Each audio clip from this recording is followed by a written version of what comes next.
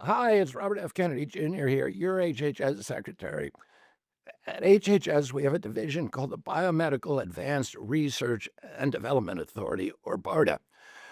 BARDA drives some of our most advanced scientific research. It funds developments of vaccines, drugs, diagnostics, and other tools to fight emerging diseases and national health threats. Over the past few weeks, BARDA reviewed 22 mRNA vaccine development investments and began canceling them. Let me explain why. Most of these shots are for flu or COVID, but as the pandemic showed us, mRNA vaccines don't perform well against viruses that infect the upper respiratory tract. Here's the problem: mRNA only codes for a small part of the viral proteins, usually a single antigen. One mutation, and the vaccine becomes ineffective.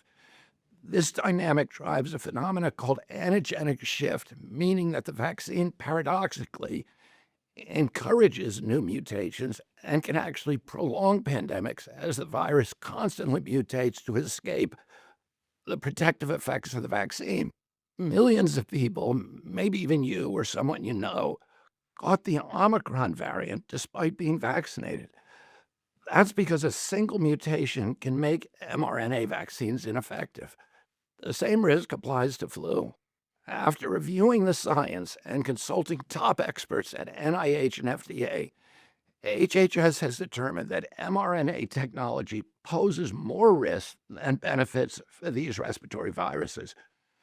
That's why, after extensive review, BARDA has begun the process of terminating these 22 contracts totaling just under $500 million. To replace the troubled mRNA programs, we're prioritizing the development of safer, broader vaccine strategies, like whole virus vaccines and novel platforms that don't collapse when viruses mutate.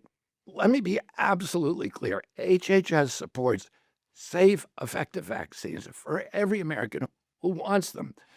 That's why we're moving beyond the limitations of mRNA for respiratory viruses and investing in better solutions. Thank you. Produced by the U.S. Department of Health and Human Services.